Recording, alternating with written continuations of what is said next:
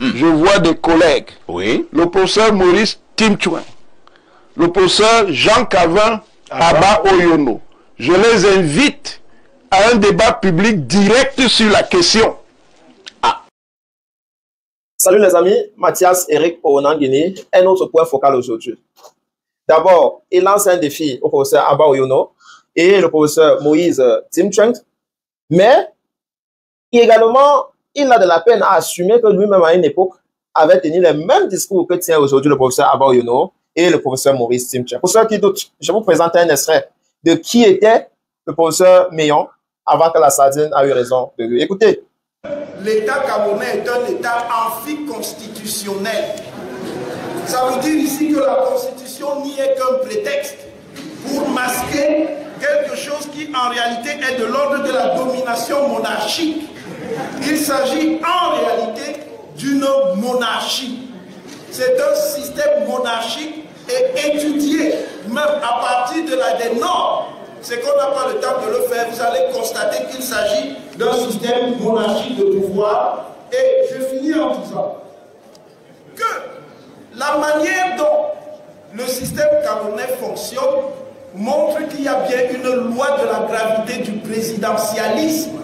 Le présidentialisme a beau se déguiser, il a beau se démocratiser, il est toujours le présidentialisme parce que le système fonctionne en rapport avec une configuration sociale, historique et politique particulière qui a été mise en place en 1959 et dont on n'est pas toujours sorti et qui nous situe dans le gouvernement perpétuel. Ça renvoie au latin règle, ça renvoie au grec logos, ça renvoie à l'égyptien rek. Là, vous avez l'idée d'une mise en ordre politique, politicus en latin, politas en latin, polis en grec, père en égyptien. Ça renvoie à l'idée d'un ordre politique qu'il faut considérer comme une maison. Parce que ici, la source, c'est l'égyptien. Et cet égyptien, on le retrouve dans les langues africaines. Père en langue d'Umba, maison. Polo, Angola, place, lieu. Pele, ambassade, lieu. Pola, ambassade, lieu. Afola, petit, lieu. Troisième chose. Police renvoie chez les Grecs à la notion de société. Parce que les Grecs n'ont pas une distinction entre ce qui serait la societas et la politas ou la civitas. Les Grecs mettent tout ça dans polis. C'est chez les Romains qu'existe la notion socius qui va donner societas et qui elle aussi renvoie fondamentalement linguistiquement à une archive nigéro-congolaise, négro-africaine. Donc, ce que je voulais vous montrer d'entrée de jeu, c'est que le régime politique renvoie nécessairement à société. On ne peut pas parler du droit sans parler de sa dimension politique, quel que soit le type de droit. On ne peut pas parler de la politique sans parler de sa dimension juridique. Ce n'est pas possible. Deuxième chose, considération anthropologique et historique. S'il y a un droit d'aînesse entre le droit et la science politique, c'est la science politique.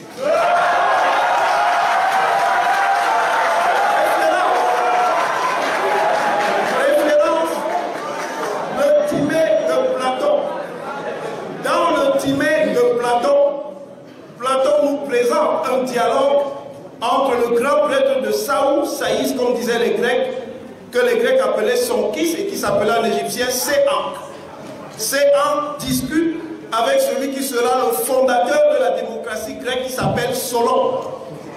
Et il explique à Solon quelles sont les sources de l'histoire de la Grèce archaïque, ce qui est déjà de la sociologie, de l'histoire et de l'anthropologie.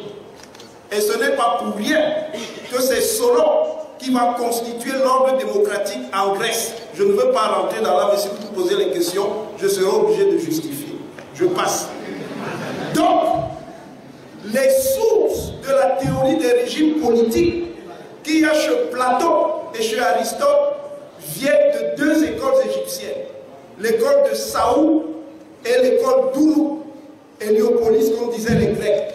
La théorie des régimes politiques, la théorie des polités qui sera développée par Platon et qui sera reconfigurée par Aristote vient de là.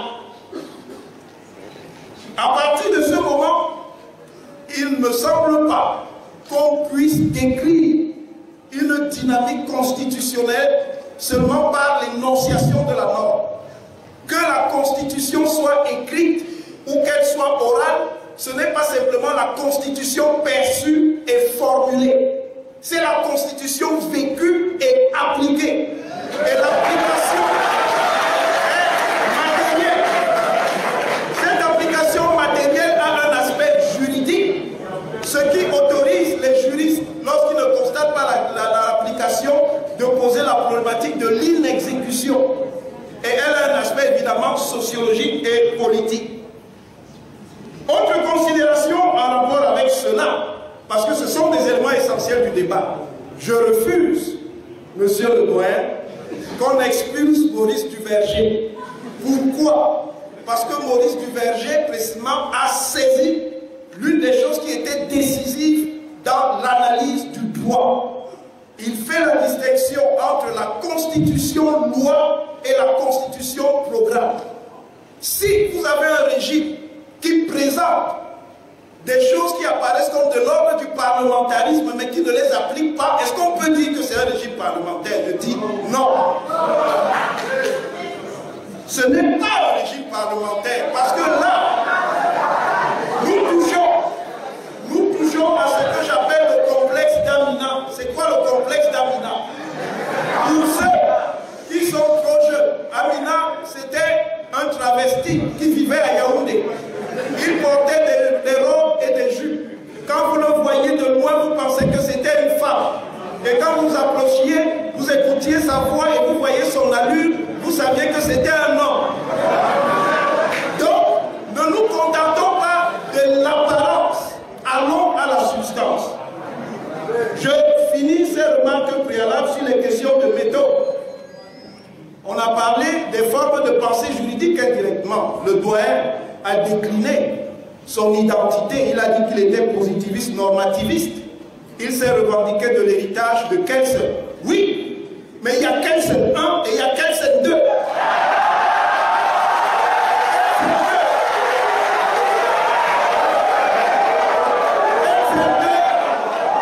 C'est la théorie générale de l'État. Et dans la théorie générale de l'État, Kelsen revient sur ce qu'il disait dans la théorie pure du droit. S'il y a Kelsen 1, il y a aussi Kelsen 2, qui est un réaliste juridique, déjà beaucoup plus en prise avec la dynamique sociale du droit.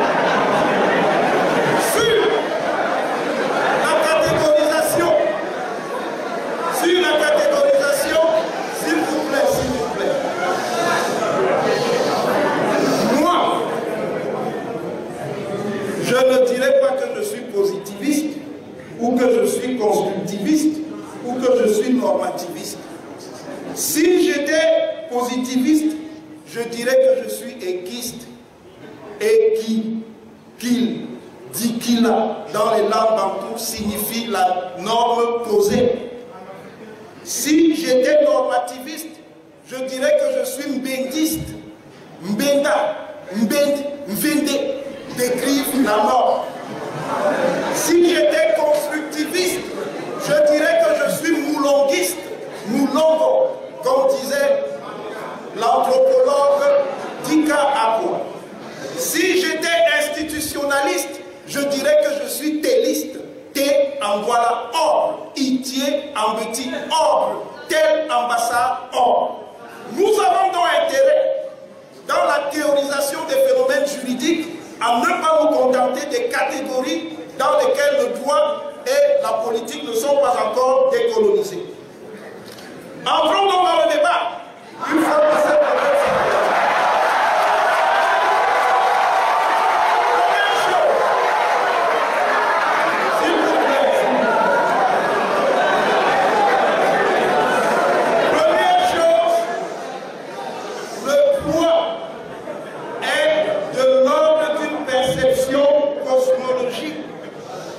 le droit parfois cosmologie et tout ordre juridique est un cosmos. Un cosmos qui repose sur des normes, sur des valeurs, sur des institutions et des organes, sur des procédures et des processus, sur des transactions et des échanges. Le droit est donc en lui seul un univers. Deuxième chose, on ne peut pas, parlant de régime politique, ne pas en avoir une conception écologique. Qui dit régime politique, dit société. Qui dit régime politique, même en droit constitutionnel, dit société. Les juristes constitutionnalistes sont des politistes. Ce sont des juristes politistes.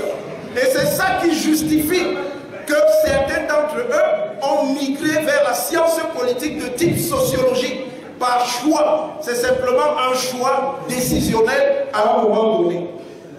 Autre considération avant de rentrer rapidement dans les partis, c'est la question de la normativité et de la légalité politique. Ça, je l'ai déjà indiqué. La légalité n'est pas faciale. Il ne suffit pas de faire des textes et de les montrer. Il faut les appliquer. Quand on n'applique pas, vous ne pouvez pas dire que ce que vous avez écrit est pertinent. C'est l'application substantielle qui donne de la normativité juridique à un texte. Je finis donc en disant que le régime camerounais est tout sauf un régime parlementariste. Le régime camerounais est bien un régime présidentialiste. Je suis pourtant d'accord avec une grande partie de ce que le doyen a dit, en se situant du point de vue de la logique interne. Voir le pénis aurait dit des principia domestiques, mais on ne peut pas considérer seulement le droit du point de vue de sa logique interne. Il faut également considérer le droit du point de vue de la logique externe qui le rattache à la société. Principia peregrina. À partir de là, on peut envisager les choses dans deux directions. Une première direction qui va montrer comment le politiste appréhende la normativité, la réflexivité institutionnelle du régime politique. Un régime renvoie toujours évidemment à un ordre normatif. Régio renvoie à norme, qui renvoie à équarrissage, à mise en ordre. Un régime renvoie également à une réflexivité. Ça veut dire que dans un régime, il y a un ensemble de principes politiques. Voilà pourquoi les constitutions commencent par un préambule où, en quelque sorte, on présente, comme le doyen a fait, son identité. Sauf qu'on peut présenter son identité et en avoir une autre en réalité. Dans ce cas, on va aller très vite. On va évoquer en grand temps les montages nomologiques du pouvoir. La constitution camerounaise définit bien des normes. Un système de normes qui montre que c'est effectivement une norme des normes, pour parler comme Carl Schmitt, une norma normale, c'est une loi fondamentale. Ça, c'est indiscutable. Il y a bien un système de normes qui est déployé. Il ne s'agit pas ici d'y rentrer. Vous avez le texte, vous pouvez voir. Deuxième chose, à partir du moment où on le voit, c'est qu'une constitution a des valeurs. Et la constitution camerounaise présente des valeurs. Premier élément que vous devez retenir, c'est qu'il y a un habillage élégant de l'idée que le Cameroun est un État parlementariste. Pas simplement dans le sens indiqué par le doyen. Ici, État parlementariste ou État parlementaire renvoie à la notion de Norbert Elias sur la manière dont la parlementarisation, entendait la démocratisation représentative, a civilisé les mœurs politiques en Occident. L'État camerounais, dans ce système de normes, se présente comme tel. Deuxième idée, l'État camerounais a un profilage rassurant d'un régime pluraliste. Dans la Constitution, on vous indique qu'effectivement l'exercice de la souveraineté se fait avec le concours des partis politiques. On ne dit pas le parti politique. C'est donc bien l'idée d'un régime de pluralisme constitutionnel. Troisième idée, c'est une société constitutionnaliste. Grand B, il y a également le cadrage organologique. Et cette constitution prévoit un certain nombre d'institutions. Et quand vous regardez l'équilibre institutionnel, incontestablement, une institution domine toutes les autres. C'est l'institution qui s'appelle le président de la République. L'idée ici, c'est qu'en dépit du premier niveau, qui est le niveau des normes et des valeurs, on a une souveraineté qui se veut post-hégémoniste et c'est ça qui conduit certaines analyses. Par exemple, le professeur Olinga a parlé de présidentialisme démocratique avec l'idée de gérer quelque chose qui est de l'ordre de ce qu'on pourrait appeler avec Aristote la constitution mixte. Les constitutions ne sont pas nécessairement des choses pures.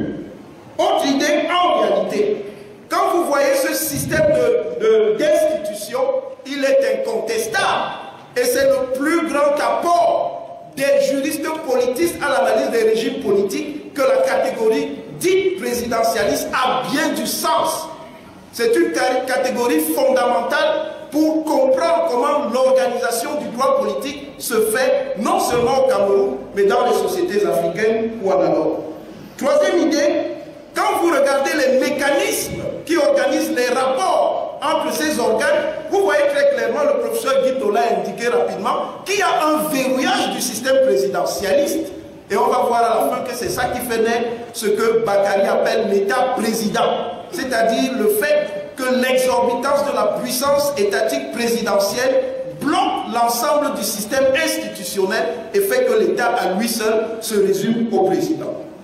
Deuxième partie, c'est l'opérativité et la générativité de l'ordre. Ça veut dire comment fonctionne concrètement une constitution. Voilà pourquoi je disais que la constitution, ce n'est pas la constitution perçue, qu'elle soit écrite ou qu'elle soit coutumière. C'est la constitution vécue, appliquée. Que la constitution soit coutumière ou qu'elle soit écrite, si on n'applique pas ça, vous ne pouvez pas dire que ce qui est écrit est pertinent. Ça n'a aucun sens. Je dis donc que dans cet ordre d'idées, on doit d'abord étudier le système camerounais et quand vous faites sa typologie, malgré la mise en œuvre depuis ce qu'on va appeler entre guillemets la révision de janvier 1996 de la décentralisation, on voit comment concrètement cette décentralisation se traduit. Jusqu'à présent, certaines des collectivités territoriales décentralisées ne sont pas mises en œuvre. Si vous vous contentez donc de dire, parce que c'est écrit, que le Cameroun est un État décentralisé, ceci, cela, ça me semble insuffisant comme élément d'appréciation. C'est bien et toujours un système centraliste et tout le monde le sait. On n'a pas besoin d'être juriste et politiste pour le savoir. Cela provoque quoi? Nous sortons de notre propos. Cela provoque le fait qu'en réalité, on a un régime qui ne relève pas simplement du jeu de ce que certains ont appelé la paraconscience. Je cite le texte du professeur Sindou qui date de 2007, mais dès 1998, j'avais parlé des éléments paraconstitutionnels dans mon article sur les juristes savants. J'indique, pour finir, que l'État camerounais est un État amphiconstitutionnel. Ça veut dire ici que la Constitution n'y est qu'un prétexte pour masquer quelque chose qui en réalité est de l'ordre de la domination monarchique. Il s'agit en réalité d'une monarchie. C'est un système monarchique et étudié même à partir de des normes. C'est qu'on n'a pas le temps de le faire. Vous allez constater qu'il s'agit d'un système monarchique de pouvoir. Et je finis en disant que la manière dont le système camerounais fonctionne montre qu'il y a bien une loi de la gravité du présidentialisme. Le présidentialisme a beau se déguiser, il a beau se démocratiser, il est toujours le présidentialisme parce que le système fonctionne en rapport avec une configuration sociale, historique et politique particulière qui a été mise en place en 1959 et dont on n'est pas toujours sorti et qui nous situe dans le gouvernement perpétuel. Je vous remercie.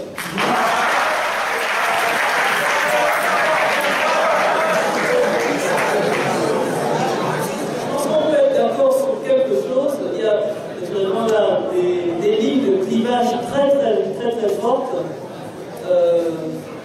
avec une certaine émotion, j'ai l'impression, docteur, vous avez fait part de ce que, pour vous, le régime politique, on peut le qualifier, on peut le qualifier à partir d'éléments non seulement internes, mais aussi externes, dans une démarche qui peut être cosmologique, qui peut être écologique, et que c'est tout cela qui donne une identité au régime politique camerounais. Vous êtes sorti de votre propos en indiquant au regard d'un cadrage institutionnel ou au regard de l'habillage, ce que vous avez appelé l'habillage parlementariste, au fond, on a affaire à un régime présidentialiste. Je suis fondé de dire que, conformément à ce que j'avais annoncé, on allait avoir des lignes de discussion très intéressantes. Et je souligne, monsieur le doyen, que là, vous êtes d'accord avec moi, que vous n'êtes pas d'accord. Sur la base de cet accord minimal, je voudrais ouvrir la discussion. Simplement, je ne commenterai pas les différentes présentations au regard du temps qui nous reste. Je voudrais ouvrir le débat en vous proposant un schéma de travail. Si vous le souhaitez, nous pouvons procéder de cette manière. On prendra les questions par vague. Nous avons à peu près 30 minutes encore pour la discussion. On va prendre les questions par vague. Les vagues de 3, je vous propose de poser votre question en indiquant qui vous êtes et à qui votre question est adressée. La parole est à qui veut la prendre. C'est toujours difficile de prendre la parole ici. Je m'appelle Felinger, je suis doctorant en droit. Je voudrais poser la question au docteur Mathias Onangini, relative à son intervention, et elle c'est de savoir que peut-on faire comment peut-on définir la science finalement. Cette question relative a un lien avec l'autonomie de la science et partant de la classification des concepts. Et de ce point de vue, pour rendre la question plus pratique, à quel niveau se situe-t-on la différence entre un régime politique et un système politique? Merci.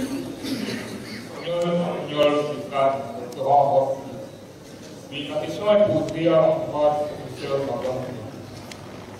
Vous parlez dans votre propos d'un régime parlementaire. Seulement, est-ce qu'on peut continuer aujourd'hui à maintenir les catégories classiques qui ont été créées? Pourquoi? Parce que, à la vérité, il y a l'évolution des institutions, il y a l'évolution des pratiques institutionnelles et juridiques, toute chose qui permet, à la fin de compte, d'aboutir à une sorte d'utilisation des régimes, des systèmes. Il y a les noirs, il y a les blancs, et alors on a fait la création d'un nouveau cadre, une nouvelle race, les métis. Aujourd'hui, hier on avait le présidentialisme, le régime présidentiel, donc on avait le régime parlementaire. Est-ce qu'aujourd'hui on ne peut pas parler d'un modèle politique? C'est étudiant en master 2 comme vous dites. La question va à l'endroit du docteur Onangini Mathias. Il est un plus que quand on regarde la structuration de notre ordre juridique, on se rend compte que les rédacteurs de notre constitution se sont arrangés à arroger au chef de l'État la classification des pouvoirs. Ma question est la suivante. Peut-on dire que le Cameroun est un exemple de démocratie?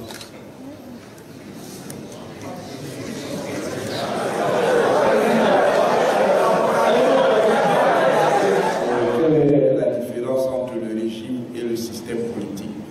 On peut y répondre de manière très simple. Au départ, régime et système politique étaient la même chose. Je vous ai parlé de la théorie d'Aristote, la théorie sur les politiques, sur les ordres politiques. À la fois, elle renvoie à ce qu'on appelle aujourd'hui le régime politique et le système politique. On commence à parler du système politique quand se développe à partir de la fin des années 60 et du début des années 70, l'analyse systémique qui vient de la physique et qui est transférée en sciences sociales par David Easton.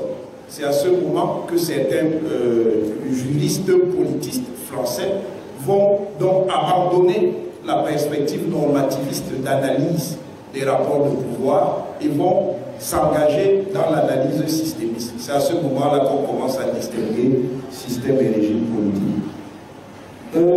Deuxième question, est-ce que un système de pouvoir dont la structuration juridique met en évidence ce que le professeur l'avait appelé un Jupiter constitutionnel peut être un régime démocratique?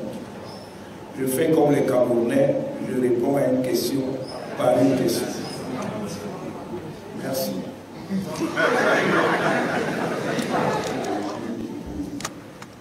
Voilà une question qui aurait pu faire l'objet de piège. Parce que c'est une question qui est en réalité très facile, mais en même temps sur beaucoup de points très polémiques. Je voudrais y revenir, mais après avoir dit un mot sur ce qui a été dit.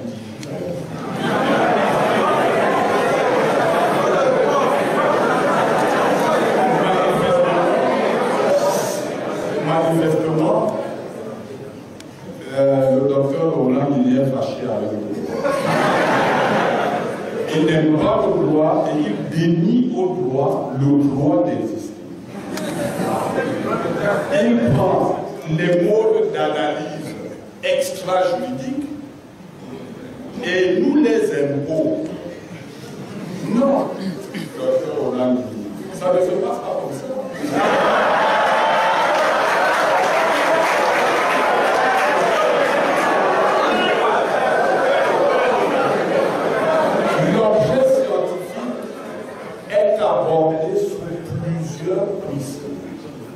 Vous avez le prisme de la science politique. Je n'ai pas la prétention de penser que la science politique est phagocytée par le droit. Je n'admets pas non plus que l'on pense que la science politique a phagocyté le droit. Non, il y a des champs d'analyse qui sont différents, avec des techniques différentes, qui peuvent être complémentaires, j'en conviens, mais qui n'amènent pas que l'une présente ses lettres de créance avec autorité incontestable. Non. Docteur Hollande, il ne serait pas comme ça. Docteur Hollande, le droit et surtout la théorie normativiste est aujourd'hui l'une des rares à avoir intégré la question de l'application du droit dans ses analyses. Je n'en prends comme exemple que la théorie de l'entrée en vigueur. Aujourd'hui, ce n'était pas le cas souvent,